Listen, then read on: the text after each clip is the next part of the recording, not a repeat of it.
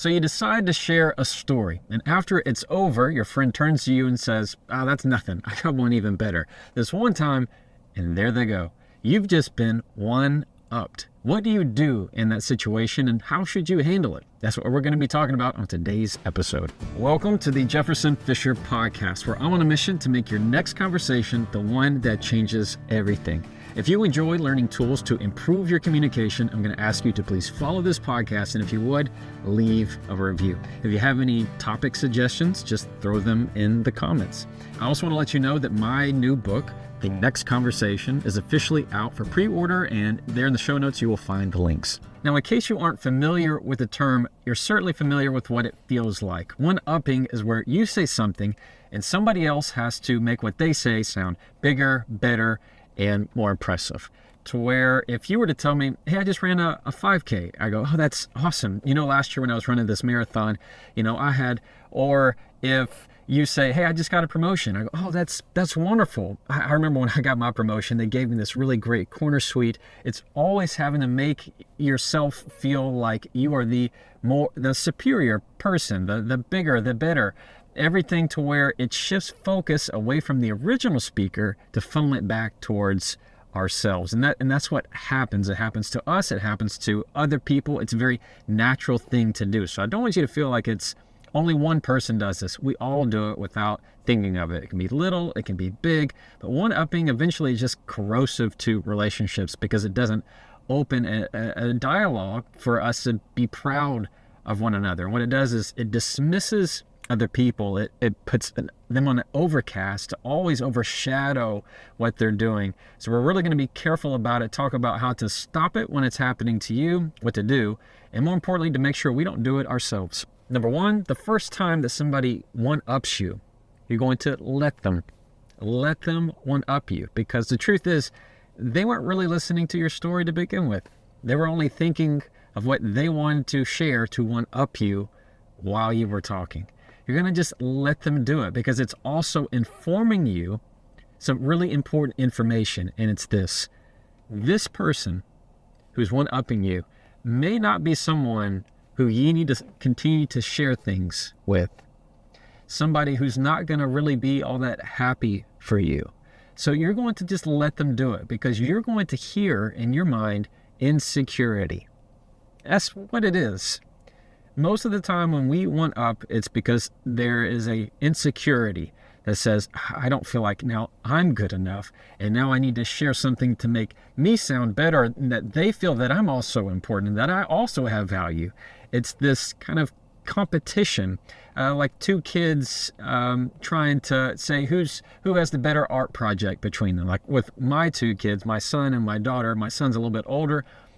My daughter is always trying to compete, and so is my son. And so we really work to discourage that. But it's kind of that same concept of you also want to feel like you're adding value and that you're also important. So when somebody's one-upping you, when you see it as insecurity, it keeps you from getting defensive and takes away that feeling of taking it personally. That, "Oh man, how could they do that to me? Can't they see that I'm sharing the story? Oh, they just wanted to show how good they are, always putting me down." Instead, you flip that mentality and go, "What am I missing here?" Ask the question, where's the insecurity? Where's the insecurity? What need are they not getting? Yes, it doesn't matter what they look like. It doesn't matter how much money they have. You and I both know people that have a lot of wealth in life in terms of money and success, but they have little wealth when it comes to intrinsic value within themselves. They're still unhappy. They're just not happy with their home, their friends, their family. Wealth comes and success comes in many different ways. Y'all know this. But when you hear that insecurity and you hear that one-upping, that's what I want you to think of. Where is this coming from? And you just respond, "Well, that's great. That's good for you. I'm happy for you." And just let it go and know that this is not somebody that you're going to continue to share things with. That's why number two, I want you to just put your settings to private. When somebody one-ups me, I don't try to say another story. So if I say something that's a 2 and they try giving a story that's a 6, I'm not going to go, "Oh yeah, well, I got one even better than that," and go for a 9, because now I'm just doing it to them. Now it really is a competition. Instead, just understand I'm not going to share stuff with this person anymore. I'm going to make sure that I'm not going to overshare. I'm not going to share this with this stranger or this worker that I know, or even people that are within your own family. Like I have members of my own family that if I share something, doesn't matter what kind of success it is, they will bring up a success of their own that should have been better in some way if life had just been differently. And just have a hard time being happy for somebody. And you really can't control that. There's no phrase I can give you that's going to make somebody else more happier with their life, that they can be giving in their praise and giving and thankfulness of hearing your story. And number 3, if you're if you get one-upped and you're sharing something with someone, it's okay to just lightheartedly go, well, that's great. I wasn't trying to compare. I was just wanting to share. It's an easy little phrase. I wasn't trying to compare. I was just trying to share. What it's doing is saying, hey, look, I'll put it on me here. I'll put it on me. I wasn't trying to create a competition. I was just sharing this little story. I'll also be kind of lighthearted sometime and go, yeah, well, I mean, not all of us can be you. I'm just trying to share my little story over here. And I let them be the bigger person. I let them be the star of the show, because I know really that's what they're needing. And if it is something that I need, then it's me who's the one. I have to have the accolade. I have to have this feeling. Then it's really a great way to turn inside and reflective of saying, what am I needing? Why am I sharing this? Am I sharing this so that they will give me praise? Am I sharing this because I have the insecurity right now? So it's a great way of just taking yourself out of it, detaching in the moment and saying, what am I truly needing? And being very selective with who you share good news with. All right, now we're at my favorite part of the podcast, and that's where I get to read a question from a follower. Those that are part of my newsletter are able to ask me questions, and I'm able to answer them, and it's a whole lot of fun and meaningful to me. So if you're not part of that newsletter, you can sign up there in the show notes. You'll see the link to sign up for the newsletter. This segment of the podcast is sponsored by a company called Cozy Earth, and it's a good name because their stuff really is cozy. I wore it all weekend long. I like Cozy Earth as a sponsor of this podcast because I use their stuff. Their sheets are on my bed. My wife wears their pajama sets, and I usually wear sweatshirts and sweatpants when it's cold on the weekends. It's just, you want to be comfortable, right? When you're home and chilling. So if you're looking for something this holiday season, I would definitely check out Cozy Earth. They're awesome. You can go to cozyearth.com/Jefferson and use the code Jefferson for 40% off. All right. I'm going to pull up my newsletter. This one I already have ready. This is Renee from Maine. I thought that rhymed for a second. It does not.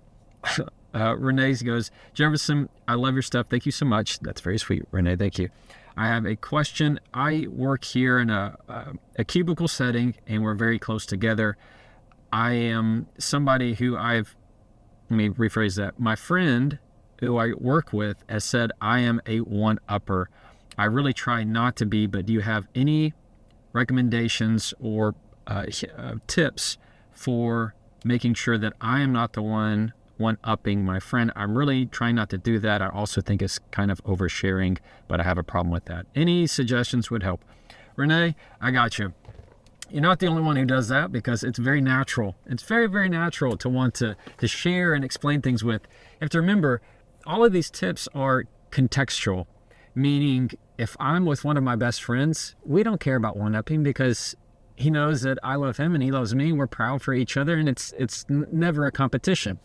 If it's a coworker who I vaguely know and we're just coworker friends kind of thing, or somebody who's a colleague, it's a different feeling. I got to be careful who I share things with because they might take it competitively.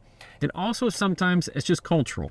Like I'll admit, in the legal world, it's very, very common for, let's say I gave a trial story. I told a story about a trial that I had, and another attorney go, oh yeah, well I got this one time, and then they tell their trial story, and somebody goes, well the one time I had this client, and they tell something about a deposition. It's very common to one up in a way, but it's just really who can say the funniest thing, or what's a funny, unique story that you can share, and it's not meant as a dismissing, wanted to overshadow somebody kind of way. So I'm going to say any of this advice I'm giving you, Renee, needs to be confined to the context that you're living in. So let's assume the best. Let's assume that everybody's friends and it's a good work environment. If you find that you are one-upping people by accident, don't get hard on yourself. This is what I want you to do. And it's easy, Renee. It's easy.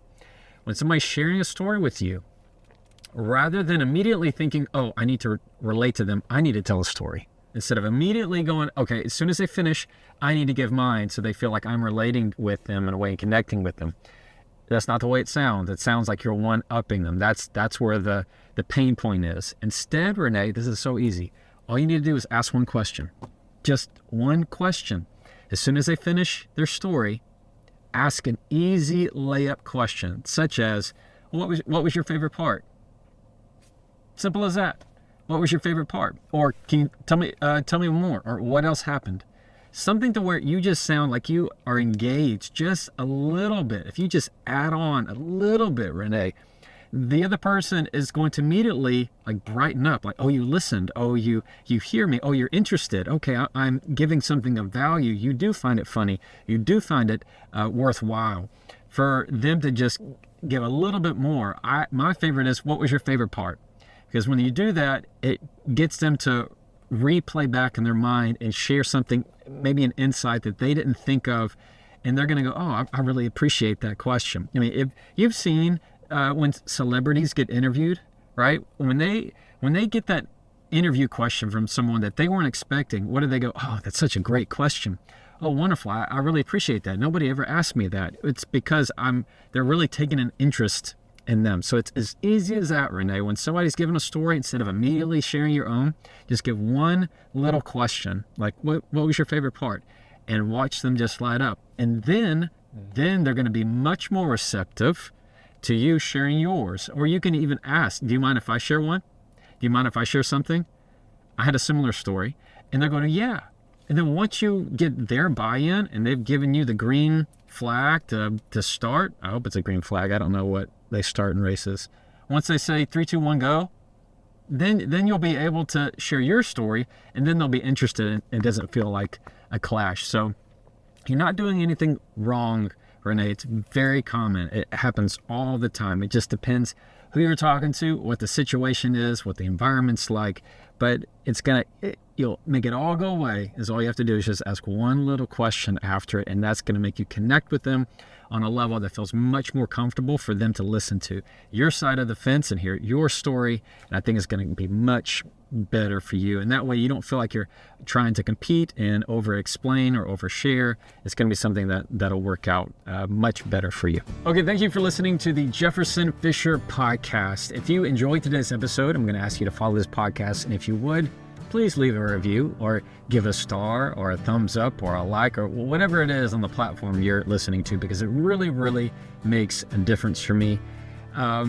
If you have any topic suggestions that you have, don't ever hesitate to just put them in the comments, and I'm the one that looks at them, and I always go, oh, that's a great topic, or that's a good one, and I keep those. So if you have something, don't be afraid to put it in there.